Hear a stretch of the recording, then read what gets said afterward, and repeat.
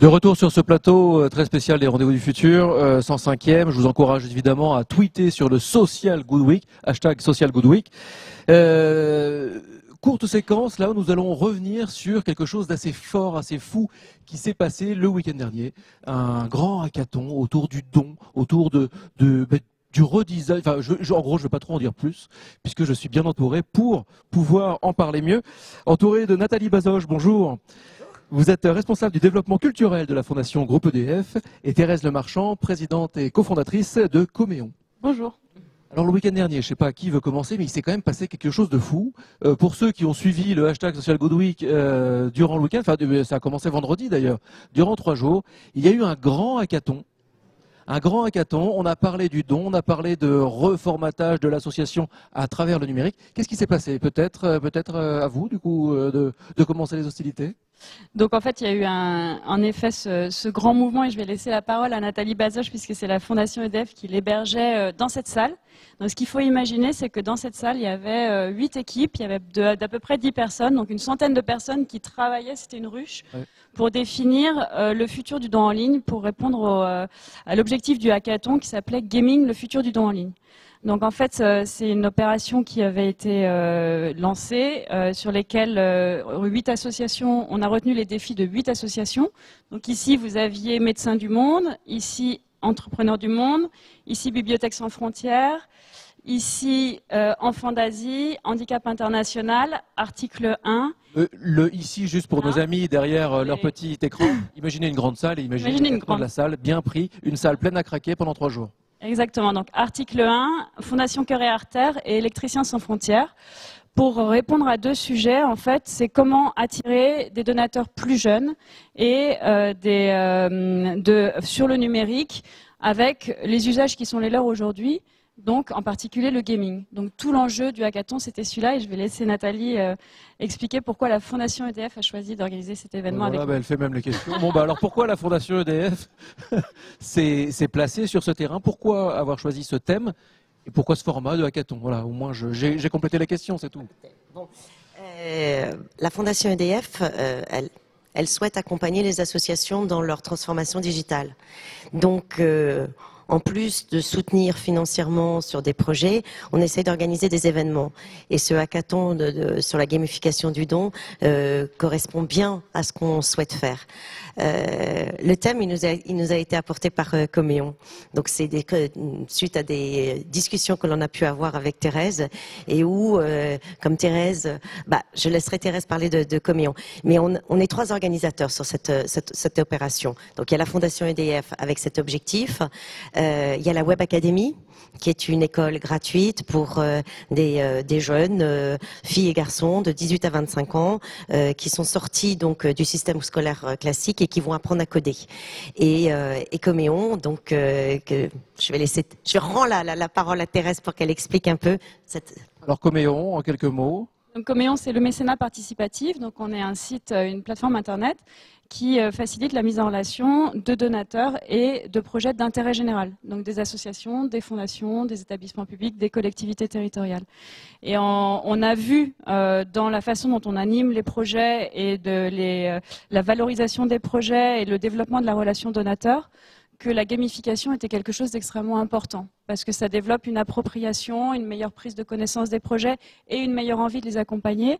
Et les donateurs sont également très demandeurs d'informations plus simples, plus rapides, plus concrètes sur les projets qu'ils accompagnent. Et donc tout l'enjeu, c'était justement de mettre tous ces éléments, en fait, rajeunissement des donateurs, l'utilisation du digital, le développement d'une relation plus suivie avec le donateur qui nous a incité à choisir ce thème et qui nous a aussi été inspiré, d'où le lien aussi avec la Fondation, par l'exposition gaming que la Fondation EDF avait organisée ici. Et en voyant la richesse de cette exposition et puis tout ce qu'on avait pu faire nous sur des mécanismes d'appropriation, par exemple, on a fait plusieurs campagnes avec l'église Saint-Germain-des-Prés où les donateurs peuvent choisir une étoile sur une voûte numérique, cette étoile s'allume et ils peuvent lui donner un nom. Ou avec l'église Saint-Pierre-du-Gros-Caillou, les donateurs nettoient la voûte de l'église, ou le musée du Quai Branly où les donateurs finalement reverdissent le mur d'un point numériquement qu'ils ont contribué à restaurer. C'est vraiment de l'appropriation. Et donc on est vraiment là, on est dans du mécénat d'appropriation et on voyait bien qu'en fait sur ces campagnes, il y a un engouement qui est bien supérieur. Et donc c'est très intéressant d'aller plus loin. Donc, un mot sur ce qui s'est passé. Faut imaginer du coup une grosse ambiance. Sur les réseaux, c'était une grosse ambiance. Là, on voit des dessins. Alors ces dessins, c'est intéressant. Qui veut en parler? Parce qu'il y a eu quelques live sketchers, donc des illustrateurs et illustratrices, qui étaient présentes et qui étaient encadrés pour justement augmenter l'événement, si je puis dire. Oui, en fait, juste en 2 mots. Oui. Quand on démarre un hackathon, il y a 2 urgences. D'abord, 1, il faut prévenir et trouver les associations qui vont avoir envie de relever le défi. Et 2, sensibiliser la communauté des codeurs. Parce que si on n'a pas ni les associations ni les codeurs, ça fonctionne pas. Bon, ensuite, une fois que ça s'est mis en place, l'événement il se déroule sur 2 jours. Donc ça commence un vendredi soir. Le vendredi soir, ce sont des ateliers qu'on appelle des ateliers créatifs où ils vont imaginer les associations, toutes les personnes de bonne volonté qui ont envie, les codeurs, mais il peut y avoir des gens qui font du jeu, tous ceux qui se sont inscrits vont venir toute une soirée suivre une méthodologie qui va leur permettre de sortir au bout d'une soirée une idée. Et le lendemain, à partir de samedi, jusqu'au dimanche 15h, nuit compris, non-stop, c'est les codeurs qui vont coder cette idée. À côté de ça, on va essayer de les aider. Et pour les aider, effectivement, là, vous voyez, c'est Mélane, donc une facilitatrice graphique qui passe auprès des tables et des équipes et qui, en entendant ce qu'ils disent, va formaliser par le dessin leurs idées pour les aider. Et ça aide vraiment les équipes concrètement à... Ah oui, ça les aide. Ouais, ça les aide. Alors là, nous, on avait donc cette dessinatrice et on a monté un partenariat avec l'EPSA, donc une école de graphisme, où pendant une journée, elle est allée former des jeunes étudiants à ce métier, parce que c'est un métier particulier, il faut être assez empathique, écouter, et puis être capable de retranscrire. C'est interprète avec un stylo, avec un crayon, Ouais. avec une couleur. Voilà. Parfois, et là, donc le soir, donc des ateliers, il y avait 5 étudiants qui ont également fait des dessins et qui les ont aidés. Donc c'est l'intelligence collective. Tout le monde s'y met, tout le monde participe.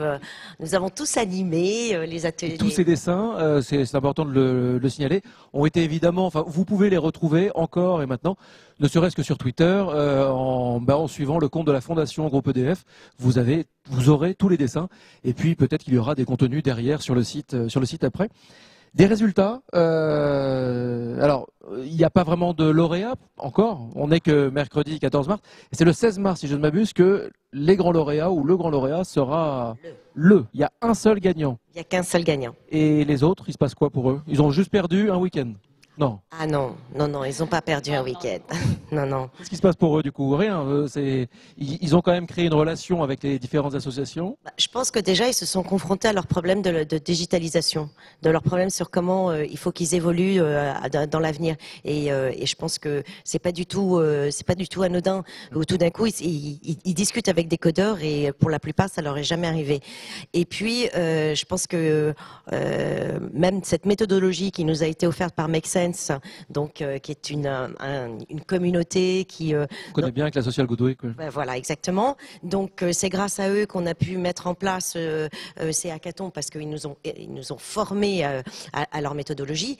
Je pense qu'ils s'y attendaient pas du tout. Ils s'attendaient pas à être toute la soirée de vendredi soir. C'était des exercices et au bout de 20 minutes, on changeait d'exercice pour obtenir une solution. Mais c'est sûr qu'au départ, ils m'ont dit non mais attends, ça va avec tes...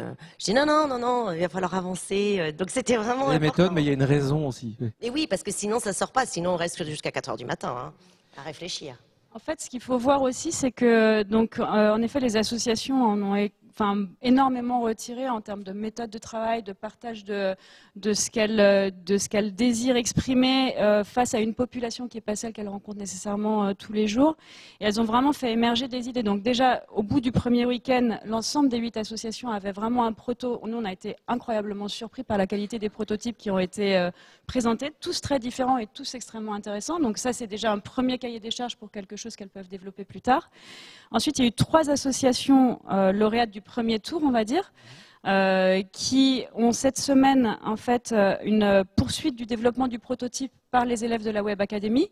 Donc, elles continuent dans leur développement, exactement. Et ensuite, un lauréat définitif qui va bénéficier de la subvention de la Fondation EDF. Donc, tout le monde y a vraiment gagné. Et je crois que l'atmosphère de l'événement était quelque chose d'incroyable, extrêmement riche. C'est ressenti partout. Partout sur les réseaux. Oui, et puis, dernier mot, Nathalie. Oui, je voulais dire aussi que ce qui était important, c'est qu'on avait choisi quand même un jury qui n'était pas composé que des 3 partenaires, mais on a fait venir aussi Jean Z, qui est quand même un journaliste spécialiste des jeux vidéo.